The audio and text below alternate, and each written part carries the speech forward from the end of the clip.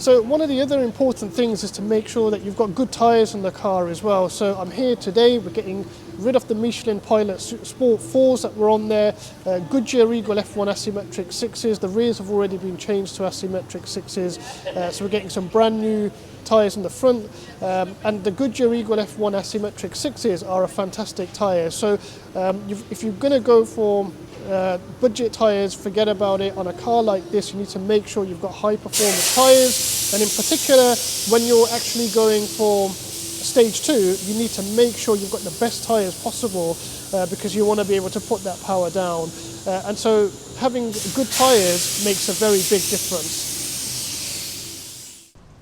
Some of the notable modifications that are worth mentioning are the quick shifter, which you can just about see that the shifter arm, which is just here, this white part here, is connected to the quick shifter, which is here. That's a 25% reduced throw at the gear lever, which really makes what is already nice mechanical gear shift quite a lot better. Okay, so one of the other things that I wanted to actually talk to you about is the transmission fluid. So along with having a quick shifter, it's very important to make sure that transmission oil is changed as well. So I've actually done the car's done 58,000 miles, and it's been 10 years. So I decided to drain out this very week the transmission fluid, which we can just see here. So you can see that it's actually this very dark black colour. It wasn't too bad actually, it's a dark brown colour rather than black, but of course the new fluid is light brown, much nicer. So I actually opted for this Motul Gear 300 fluid because it actually has much higher, it works with withstands higher temperatures, and so it's well worth having this if you're going to do track work, fast A and B work as well, fast A and B roads. So Motul Gear 300. Now what's important is actually there's some debate on the forums about how much fluid these cars were actually filled with, how much transmission fluid they were filled with. So ranged anywhere from 1500 ml to 2000 ml. What came out of my car was actually, if we just zoom this up a little bit, was 1525, so 1525 came out of my car. And what I actually did was I just used a service manual, and in the service manual it says that you should put in 1.67 litres or 1.7 litres, something like that. So I just put in 1.67 litres. You can actually, there is another directive, service directive, that says to fill it up right to the top, to the fill hole, and then just take out 20 millimeters, 2 centimeters below the fill hole. That would take it to somewhere around 2 litres. But I think to be on the safe side, I went with what's in the service manual, 1.67. The transmission feels unbelievably smooth, really easy to get into the gear. It feels buttery smooth. And I think this is one of those jobs that's worth doing, because I think if you want, it's not all about having lots of power, it's actually having the car maintained and working as it should do. So definitely well worth doing. It's an easy job. You've got a fill drain plug and a fill plug and a drain plug. When doing the job, it's always better to undo the fill plug first, so that you know that you can actually fill the gearbox oil in, because if you can't undo the fill plug and you've drained all the transmission oil out, you ain't going to go anywhere. So always undo the fill plug first. I think the torque settings for the both of the plugs are about 40 Newton meters, but to be honest, you can just do it reasonably tight, should do the job. So yeah, transmission oil, incredibly important to do. It's a good opportunity to upgrade it to something like Motul Gear 300. Okay, so another worthwhile modification to do is to fit a roll restrictor, and that's basically a little mount that connects the engine and gearbox, and essentially it stops the when you accelerate, that movement that happens between the engine and gearbox, it basically makes it a lot more stiffer. And essentially going for something like a mount tune, I've actually gone for a Collins one simply because it was in the sale, it was a little bit cheaper. But if you go for one of those what we call roll restrictors or motor mounts, then what it does is it actually gives the car a lot more traction. I actually found that when you're coming out of corners, then you put your power down and the tyres, where they used to wheel spin a little bit more, they actually didn't.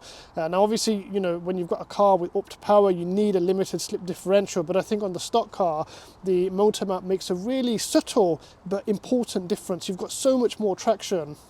that it was a big difference. That was noticeable, but once you get used to it, it's just a subtle thing.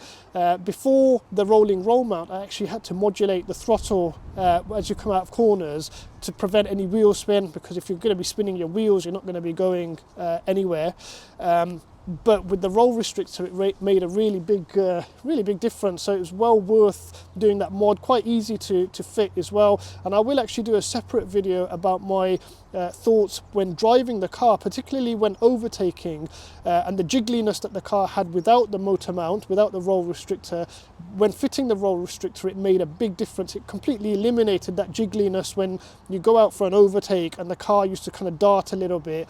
And other people that have fitted the roll restrictor have described similar things. Another common problem is the rear spring isolators cracking and splitting. The original ones were made from foam and crumble away with age and mileage. You could get some polyurethane Powerflex bushes, but I opted for upgraded rubber items that are standard fit on the Ford Ka and Cougar, and they are actually a direct replacement for the Fiesta items.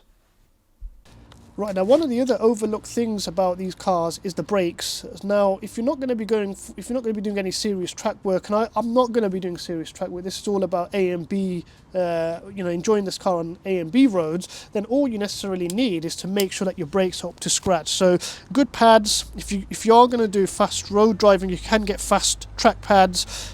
Make sure your discs are not lipped and they're in good condition. These cars do come with a style pack, which means that the calipers are just painted red, and the only problem that actually you get with the brakes of these cars is that the slider pins can actually become corroded.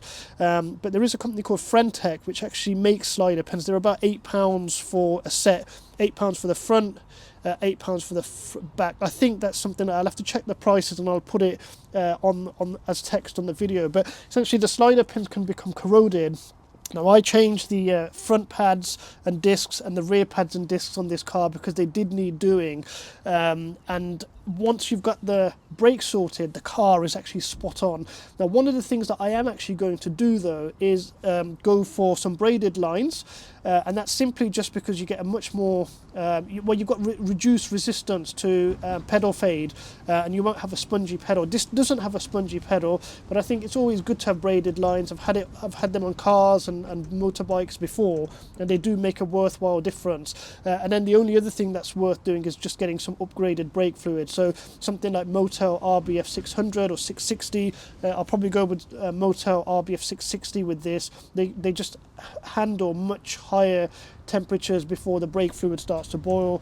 So it's really good for track work and fast road driving as well. So brake sorted, and then you're really onto a car that's got the power but can also stop in a good amount of time too. So in summary, the Fiesta ST2 really benefits from a quick shifter which tightens up the gear change, a transmission oil change preferably with upgraded fluid, then really makes those shifts buttery smooth.